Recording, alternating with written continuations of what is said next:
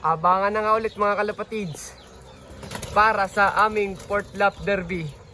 Bali binitawan nga ang ibon sa Bulalakaw, Mindoro mga kalapatids. Bali ang kinarga natin doon syempre walang iba kundi si Super Martes. Yan yung dumi natin mga ibon.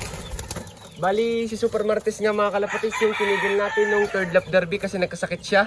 Tapos kinarga natin siya ng fourth lap kasi may clock siya mga kalapatids, may pwesto siya. Kaya iwala tayo na uuwi yun mga kalapatids. At syempre dahil oras na ngayon ng pauwian mismo mga kalapatids, 1.3 na ang speed may gate. Ay kulang-kulang pala 1.3 na. Bali ano, syempre hindi mawawala ang ating rest power, Eurolibo at ang Nutriwin ng kampiyon mga kalapatids. Bali yun ating ginagamit na almost siguro mag-iisang buwan na mga kalapatids. Napakaganda ng epekto niyan sa ating mga ibon. Kitang-kita nyo naman kung gaano sila kaya-healthy mga kalapatids. Ang gaganda ng mga ibon natin, syempre dahil sa kampiyon. At itong El Granada mga kalapatids na binibigay natin sa ating mga breeder at flyer din minsan. Yan mga kalapatids, ang El Granada Probiotics. Kaya bili-bili na mga kalapatids. Ilalagay ko na lang ang link sa comment section. Tapos update ko kayo dito sa ating breeder na inanuhan natin ng South Club Ring mga kalapatids. Bali lalagyan pa lang pala ng ring ng South. Tapos ayan yan, pisa na parehas mga kalapatids, pisa na ang dalawa. Bali ito yung mga natin, pang north natin yan, anak ni Mokang. Tapos ito secret, tapos ito yan mga kalapatids, mga pang south na natin yan, mga anak na men yan mga kalapatids. Kaya sana ay umuwi si Super Martes mga kalapatids at hindi tayo biguin. Bali ligo pa tong isa nating Jansen, napakakulit. Yan mga kalapatids Bali si Super Martes, inaantay niya yung kanyang kapares mga kalapatids. Kaya abang-abang na lang tayo mga kalapatids. Tiwala tayo na uuwi si Super Martes. Kahit na napakahirap ng karerang yun mga kalapatids. Kahit na napakahirap ng Bulalakaw. Kasi Bulalakaw na eh. Oo nga, tama pala, Bulalakaw mga kalapatids. So, yun lang mga kalapatids. Yun ka pa tayo po dun Yun lang. Bye. Wag nang umasa, ubus na. So yan nga mga kalapatids. Ubus ang ibon ng Batangas mga kalapatids. Sobrang hirap talaga ng pauwian pagdating sa Mindoro. Kasi pag sila nakakita ng tubig doon mga kalapatids ay tumutukod na agad sila. Kasi nga ang hirap talaga ng tawid dagat. Lalo na yung yung Mindoro yan mga kalapatids. Bali alas 10 nga yung makakatop na tayo mga kalapatids. Bali wala pa nagkakalak sa 4A. Tapos sa BPIC kanina nung chinek ko may nagklak na ng isa. Napakatibay no, napaka-solid mga kalapatids, napakagaling.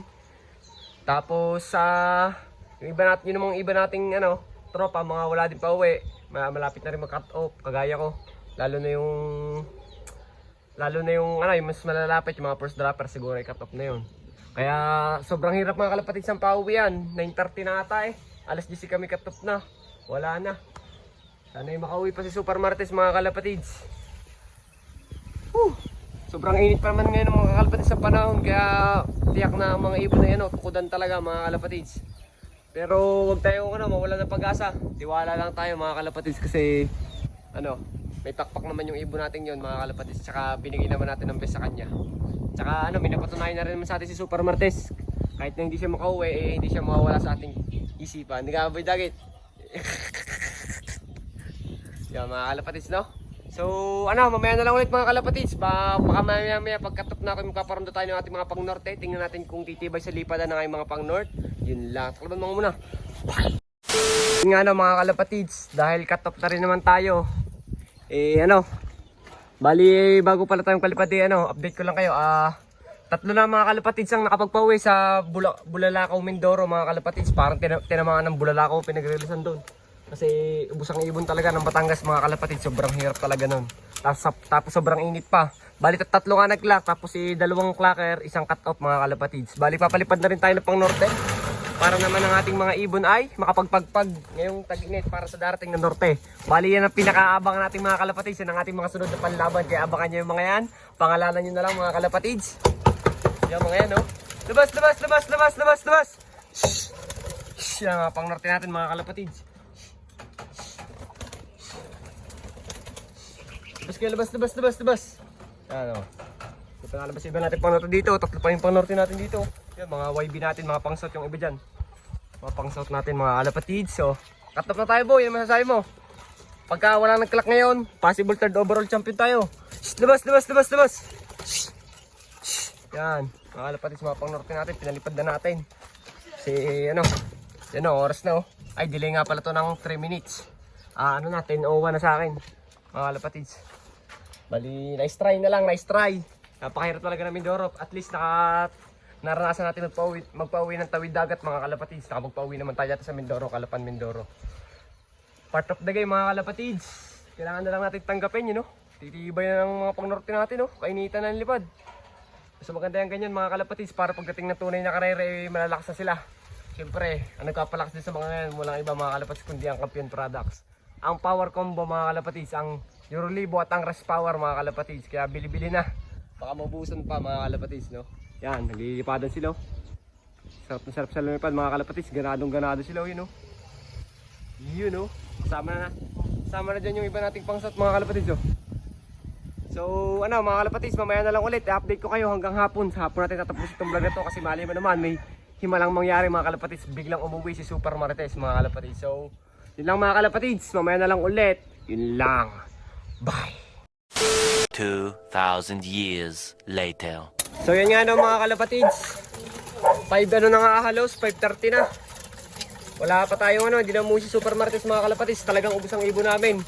Bali nagpatuka na nga tayo ng ating mga pang norte mga kalapatids. Bali possible nga ang laban natin sa norte mga kalapatids sa sa June or July mga kalapatids. Kaya abangan nyo yung mga yan mga kalapatids. Kaso lang medyo bata pa yung mga yan kasi yung iba dyan is napisa pa nung February lang mga kalapatids. Ngayon galaang March lang ata. Ay March na. May lang ngayon mga kalapatids. Lutang. Bali yan yung mga pang norte natin. Tapos nandito yung iba. Bali pumili na kayo dyan ng ating titibay. Sana may tumibay dito mga kalapatids. Sana may dumulo. Yan si Opal Medyo hindi pala medyo talagang madumi ang loob. Bali hindi pa natin nalilinis mga kalapatids. So yan yung ating BDB Yan, isasama na rin natin ito sa norte. Itong kapatid ni 200 mga kalapatids. Nakakomring lang yan. Tapos lahat na nakakalabring. Bali yan sila. Patutukan na rin natin yung mga tsaka yung mga breeder natin. Tapos ito si Mokang. Ang ganda-ganda. Yun ganda ni Mokang. Wala pa siyang kapares mga kalapatids. Hanapan pa natin yan ng magandang cup. Tapos kukuha din pa pala ako ng patukapa. Kasi kulang pa yung binigay natin ito sa mga mga kalapatids. Mamaya na lang ulit. Yun lang. Bye. Yun mga kalapatids. Nagtutuka na sila. Yan. Mga pangurte natin iba dyan. Kasi iba dyan yung mga stock bird natin mga kalapatids na hindi pa natin nabibreed. Bali bukas tayo maglilinis ng loob kasi palis tayo mga kalapatids. Sadyang mabilis lang talaga magdumi dyan kasi dyan lagi sila iipot kasi wala pa tayong box birds, hindi pa nga dumadating. Bali bibigyan na lang natin yung mga ng plain water na tubig mga kalapatids. Always natin ginagawa sa hapon. Plain water lang. Ito yung anak ni Mokang Tignan nyo mga kalapatids. Kamukha mo ni Mokang Anak ni Mokang at ni Balong. Xerox yan. Lugo na yan. Yung checkered yun. Maganda May mga YB natin mga nalipad-lipad na rin yan mga kalapatids. Pag-ikipit na rin na kaunti. Bali yan. So mamaya na lang ulit. Bye. So yun nga mga kalapatids. Dito na nagkatapos ang summer natin.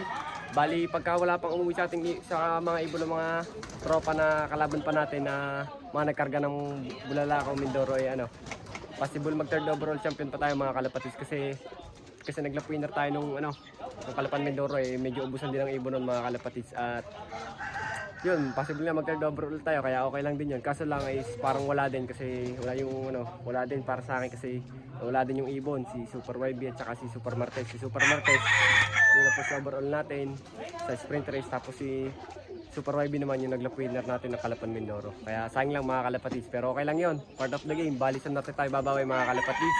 Kahit nag-overall tayo hindi tayo masaya mga kalapatids kasi wala naman din yung ating ibon. So maraming salamat nga mga kalapatids sa lahat ng sumusuporta sa atin pero may tiwala tayo doon, makakauwi pa rin yun si Super Marites at si Super YB. Tiwala lang tayo mga kalapatids, balang araw makakauwi din sila dito. So dito na tatapusin itong video na to. Please like, comment, share, subscribe to my YouTube channel, Paulop TV. Yun lang. Bye!